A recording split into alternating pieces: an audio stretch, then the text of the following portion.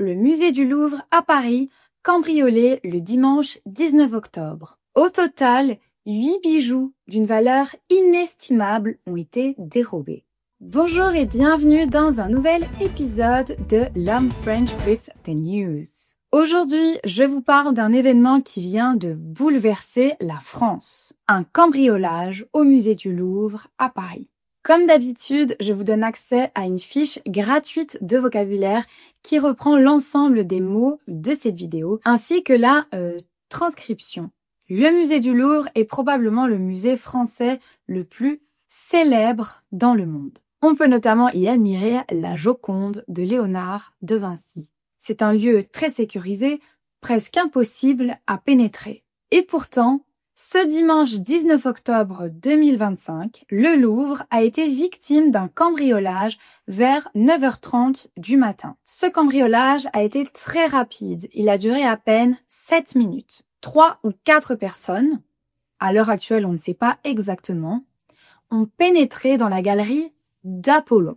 C'est dans cette galerie que sont exposés les diamants de la couronne. Une vingtaine de bijoux datant de l'Ancien Régime au Second Empire. Mais alors, comment les cambrioleurs, comment les malfaiteurs ont-ils fait pour pénétrer dans un lieu aussi sécurisé? Ils ont utilisé une nacelle qui était sur un camion ou un monte-charge. Et ils l'ont garée juste devant le Louvre sur une aile située côté Seine, du côté du fleuve. Grâce à cet engin, ils ont pu atteindre une sorte de petit balcon, puis ils ont forcé la fenêtre en sciant les barreaux grâce à une disqueuse ou à une tronçonneuse. Une fois à l'intérieur, ils se sont dirigés vers les vitrines qui contenaient les bijoux et notamment vers 2 vitrines de haute sécurité. Ils les ont alors fracturées pour voler une partie des bijoux. 9 bijoux ont été dérobés, ils sont repartis avec 9 bijoux. Naturellement, ce sont des objets d'une valeur inestimable, historique, patrimoniale et financière. Parmi les pièces volées, on retrouve notamment un diadème, un collier et une boucle d'oreille de la parure de la reine Amélie et de la reine Hortense. Ou encore le collier d'émeraude de Marie-Louise. L'un des bijoux volés, le grand nœud de corsage de l'impératrice Eugénie, avait été acquis par le Louvre en 2008 pour la somme de 6,72 millions d'euros. C'est un joyau composé de 2634 diamants et de 11 cm de large. Si vous vous posez cette question, oui, les alarmes se sont pourtant bien déclenchées. Au moment de l'effraction, les alarmes de la fenêtre extérieure ont sonné. Et également les alarmes des 2 vitrines de haute sécurité. 5 agents de sécurité sont immédiatement intervenus. Ils ont alerté la police et procédé à l'évacuation du public.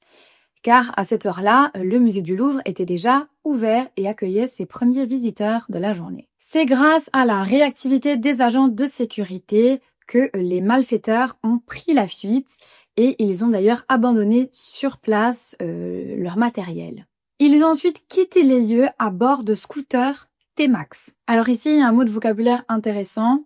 Donc c'est une précision, je pense, qui est importante si vous êtes anglophone. Un scooter en français, c'est une mobilette, c'est une sorte de petite moto. Et ce n'est pas une trottinette. À l'heure actuelle, les suspects sont toujours en cavale, qu'ils ont pris la fuite et n'ont pas été retrouvés par la police. Mais naturellement, ils sont activement recherchés par les forces de l'ordre. Le musée du Louvre a ensuite fermé ses portes pour le reste de la journée. Et je vous le disais, les visiteurs ont été immédiatement évacués sans avoir aucune idée du cambriolage qui venait de se dérouler. Précision, personne n'a été blessé durant l'opération des malfaiteurs, durant le cambriolage. Actuellement, une 60aine d'enquêteurs travaillent sur cette affaire. Selon eux, les cambrioleurs formaient une équipe chevronnée et bien préparée. Donc il s'agissait de professionnels du cambriolage. La procureure de Paris évoque la possibilité d'un commanditaire, donc une personne qui a commandité ce cambriolage, donc qui a commandé le vol, et de petites mains.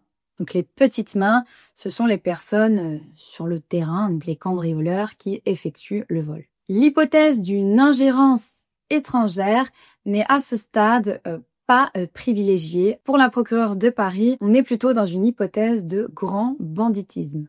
Et selon elle, dans ce genre d'affaires, il peut y avoir deux objectifs, donc soit répondre à la demande d'un commanditaire, soit un objectif de revente des pierres précieuses pour faire du blanchiment d'argent. Des indices ont été retrouvés sur place. Donc tout d'abord, le camion avec la nacelle a été abandonné par les malfaiteurs, qui est abandonné le long du musée côté Seine.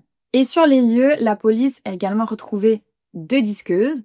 Donc ce sont des scies électriques, un chalumeau, des gants, de l'essence, un talkie-walkie, une couverture. Et on a également retrouvé un gilet jaune un peu plus loin qui a été perdu ou abandonné dans la fuite par un des cambrioleurs.